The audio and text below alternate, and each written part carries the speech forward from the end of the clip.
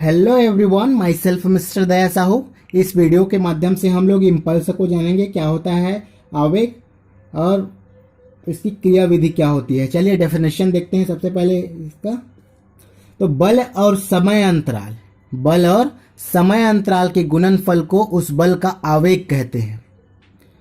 आवेग जो होता है बल के कुल प्रभाव के माप को प्रदर्शित करता है।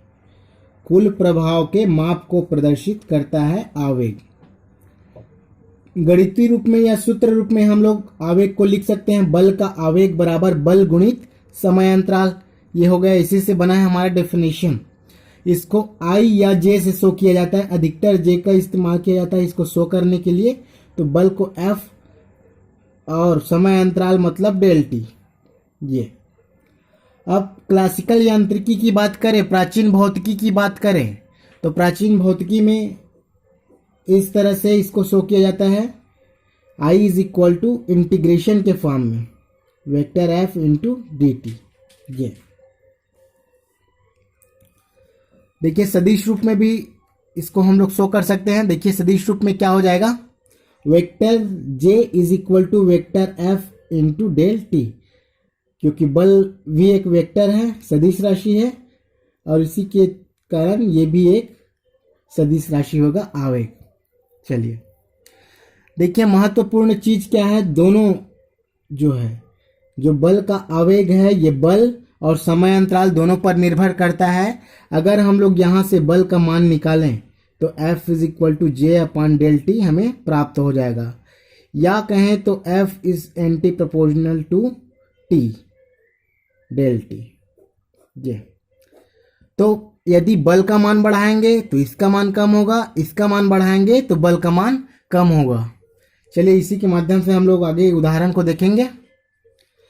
अब इसका जो प्रकृति है, देखिए कौन सी प्रकृति रखता है ये, तो ये सदिश राशि है, सदिश राशि। इसकी जो दिशा होगी बल की दिशा में होगी। मात्रक देखिए, बल का मात्रक न्यूटन, और समय का मात्रक सेकंड। तो इसका मात्रक जो हो जाएगा न्यूटन सेकंड। विमेय सूत्र देखते हैं। तो बल का जो विमेय सूत्र होता है वो ml t-2 होता है, और जो समय का होता है वो t होता है। तो दोनों को एक साथ जब मर्ज करेंगे तो क्या मिलेगा हमें, ml, अब t के घात 1 और t के घात ऋण 2 मतलब t के घात ऋण 1। तो ये आवेग का विमेय सूत्र हो गया। अब देखते हैं उदाहरण। अब उदाहरण देखते हैं, आवेग का उदाहरण कहां कहां पर ये हमें देखने को मिलता है। तो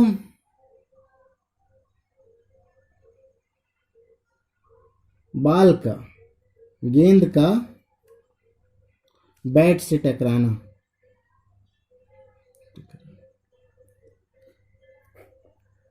यह है ऊंची कूद, रेत में जंप करते हैं, कूद हमेशा रेत में ही किया जाता है। क्यों किया जाता है तो इसका कारण मैं आप लोगों को एक्सप्लेन करता हूं। देखिए बाल का बैट के साथ टकराना आवेग का एक महत्वपूर्ण एग्जाम्पल है कहा जाए तो। जब बैट और जो बल्ला है टकराता है तो बहुत कम समय अंतराल के लिए टकराता है। तो ये कम समय अंतराल के लिए जब टकराता है तो इसके बल की मात्रा में वृद्धि होती है और गेंद विपरीत दिशा में बहुत दूर जाके छिटक जाता है कहा जाए तो।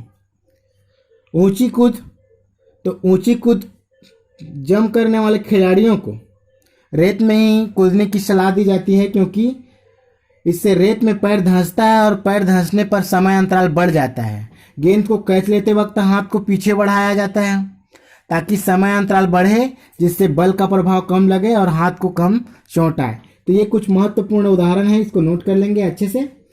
चलिए आगे बढ़ते हैं। आवेग संवेग प्रमेय।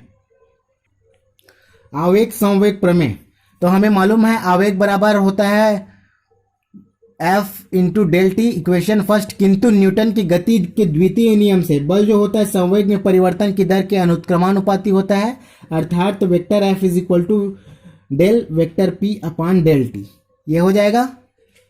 अब देखिए वेक्टर एफ का वैल्यू हम लोग समीकरण 1 में पुट करेंगे। वेक्टर एफ का वैल्यू समीकरण 1 में पुट करेंगे तो वेक्टर जे जो कि आवेग है is equal to del P upon del T into del T. तो डेल टी खत्म, बच जाएगा आपका डेल पी। डेल पी क्या शो कर रहा है? संवेग में परिवर्तन को शो कर रहा है।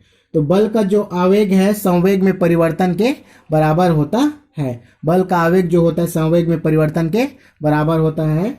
ये आवेग संवेग प्रमेय है। चलिए आंकिक प्रश्न देख लेते हैं। क्वेश्चन फर्स्ट मोस्ट आईएमपी है। यदि किसी पिंड पर 5 न्यूटन का बल 5 सेकंड तक लगता है तो बल का आवेग ज्ञात कीजिए। ये आंकिक प्रश्न केवल और केवल आप लोगों के सीखने के लिए इंक्लूड किया गया है सभी वीडियो में। चलिए देखते हैं। यदि किसी दिया है तो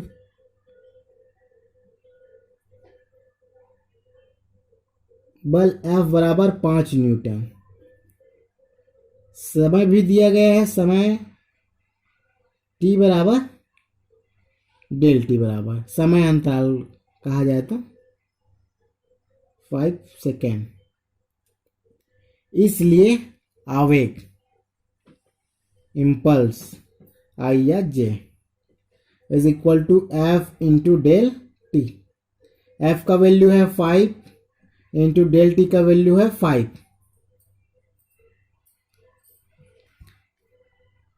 तो 5 पंचे 25 और इसका जो मात्रक है ये होता है आपका मात्रक क्या होता है?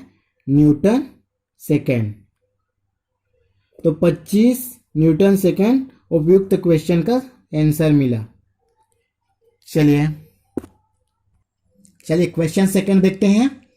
5 किलोग्राम द्रव्यमान की किसी वस्तु पर 10 न्यूटन का बल 5 सेकंड तक आरोपित किया जाता है तो बल का आवेग व वस्तु के संवेग में परिवर्तन की गणना कीजिए। चलिए इसका सॉल्यूशन प्राप्त करते हैं। सॉल्व देखिए दिया है किसी वस्तु का द्रव्यमान m बराबर 5 kg, बल बराबर F बराबर दिया है 10 न्यूटन तथा समय अंतराल डेल टी बराबर दिया है आपका 5 सेकेंड। अब देखिए इस पर हमें बल का आवेग ज्ञात करना है और वस्तु के संवेग में परिवर्तन ज्ञात करना है। तो हमें मालूम है बल का आवेग बराबर जो होता है बल का आवेग J is equal to vector F into del T. ये होता है हमें मालूम है। वैल्यू रख दो 10 इंटू अब इसका 5 तो ये हो जाएगा आपका 50 न्यूटन सेकेंड आवेग का मान। ये हो गया आंसर न्यूटन सेकेंड। अब देखिए संवेग में परिवर्तन की गणना करनी है हमें तथा पुनः हमें मालूम है बल का जो आवेग है वो संवेग में परिवर्तन के बराबर होता है। संवेग में परिवर्तन के बराबर होता है। चलिए तो बल का आवेग देखिए J बराबर 50 दिया है तो 50 और संवेग में परिवर्तन इसको हम लोग डेल पी लिख सकते हैं या डेल पी बराबर हो जाएगा आपका 50। संवेग का जो मात्रक होता है किलोग्राम मीटर पर सेकेंड होता है,